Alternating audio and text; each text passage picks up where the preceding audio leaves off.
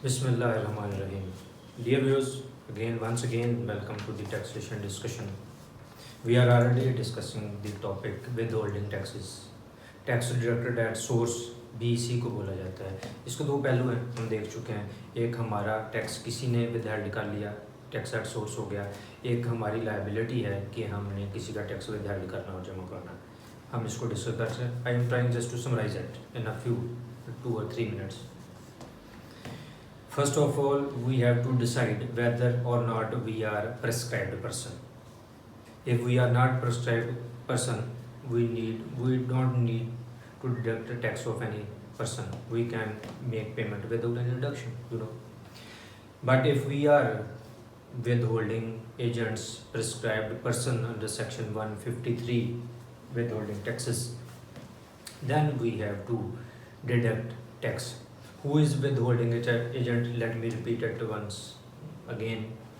Federal government, company, non-profit organization, individual and AOP who have their turnover more than 100 million in any preceding tax year, a person registered under Sale Tax Act 1990 and having turnover more than 100 million, developer, builder, already we discussed.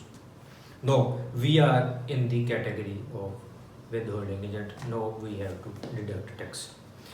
अब tax deduct करना है, then again we have to decide here कि purchase के against हम payments कर रहे हैं या सर्विसेज के अगेंस्ट कर रहे हैं। If we are going to pay against purchases, then we have to again 2 or 3 factors we have to consider. First of all,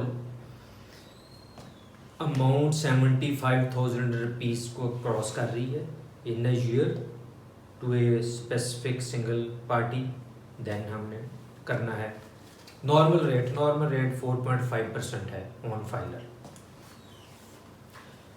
अगर सर्विसेज हैं तो थ्रेशोल्ड है 30,000 रुपीज़। किसी से सर्विसेज हमने ली और सर्विसेज की अमाउंट 30,000 को क्रॉस कर रही है, अप टू 30,000 एग्जम्प्ट है, नो डिडक्शन रिक्वायर्ड। अगर उससे ज़्यादा है देन हमने उसके ऊपर टैक्स विदहेल्ड करना है। कितना करना है? Normal rate is 10% normally, but it varies for various persons. इस तरह generally on supply of goods, on purchase of goods 4.5% है, but it varies in certain conditions. Once again हमने फाइलर और नॉन फाइलर को हमेशा सामने रखना है कि जिसको हम पेमेंट कर रहे हैं, बेशक उससे चीज़ें परचेज़ की हैं या उससे सर्विसेज ली हैं, उसका स्टेटस क्या है, वो इंडिविजुअल है, AOP है, कंपनी है। एक तो इस पर डिपेंड करता है। दूसरे नंबर पे वो फाइलर है या नॉन फाइलर है, उसके ऊपर डिपेंड करता है। देन हमने टैक्स विदहेल्ड करना है और जो नेट अमाउंट है वो क्रॉस चेक के ज़रिए पार्टी को पे करनी है। क्रॉस चेक का पे ऑर्डर का इस्तेमाल करना है। I mean to say we have to use proper banking channel. It is the requirement under the income tax ordinance 2001। We have to pay that one. Tax reduction होगी, उसका challan create करना है। चलान क्रिएट करके within 7 days आपने bank में जमा करवाना है और चलान पार्टी को एज एविडेंस आपने देना है। It is your liability, it is your responsibility. और मंथ एंड पे आजकल उसको क्वार्टरली कर दिया गया है।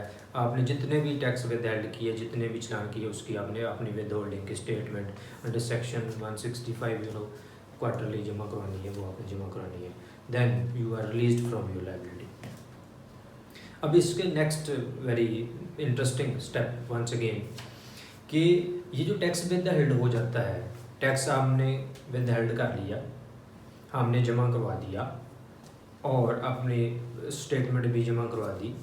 अब ये टैक्स जो है, जो विदहेल्ड हुआ ये टैक्स है, वाइदर ये एडजस्टेबल टैक्स है, ये मिनिमम टैक्स है, ये फाइनल टैक्स है, ये यहाँ पे डिसाइड करना होता है उस पार्टी ने जिस पार्टी का टैक्स विदहेल्ड हो के जमा हुआ है। In certain cases it is a final tax, in certain cases it is a minimum tax.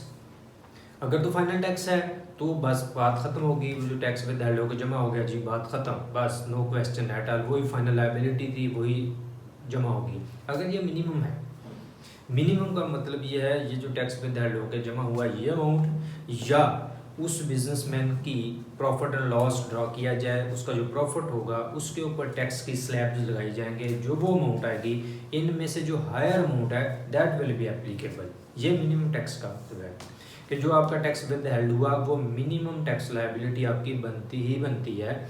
अगर आप प्रॉफिट लॉस ड्रॉ करते हैं उसमें आपका प्रॉफिट निकलता है, कम प्रॉफिट निकलता है और आपको उसके ऊपर कम टैक्स देना पड़ रहा है, देन आपकी ये जो मिनिमम टैक्स लायबिलिटी है यही प्रीवेल करेगी। Let me give you an example. आपका टैक्स विद हेल्ड किया 5 मिलियन की सप्लाईज थी, उसके ऊपर आपका टैक्स विद हेल्ड हुआ 2.5 लाख रुपीस, सपोज दैट। फिर आपने उसका प्रॉफिट एंड लॉस ड्रॉ किया, वही जो आपका बिजनेस है, और उसमें से आपका टैक्स प्रॉफिट के ऊपर कैलकुलेट हुआ 1,90,000 रुपीज़। इधर 1,90,000 रुपये है, इधर जो आपका विद हेल्ड हुआ है वो 2,50,000 रुपये है।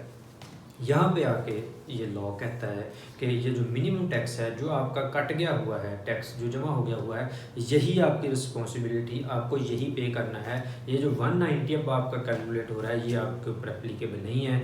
ये जो एडिशनल अमाउंट है 250 और 190 का जो डिफरेंस है ये आप कहीं पे रिफंड नहीं क्लेम कर सकते, कहीं पे कैरी फॉरवर्ड नहीं कर सकते। बस 250 आपका टैक्स बनता था, ये आपने जमा करवा दिया है, that's okay. It is the difference in between clarification of the minimum tax basically. But thank you so much. If you have any query I would be available inshallah to reply you on this session.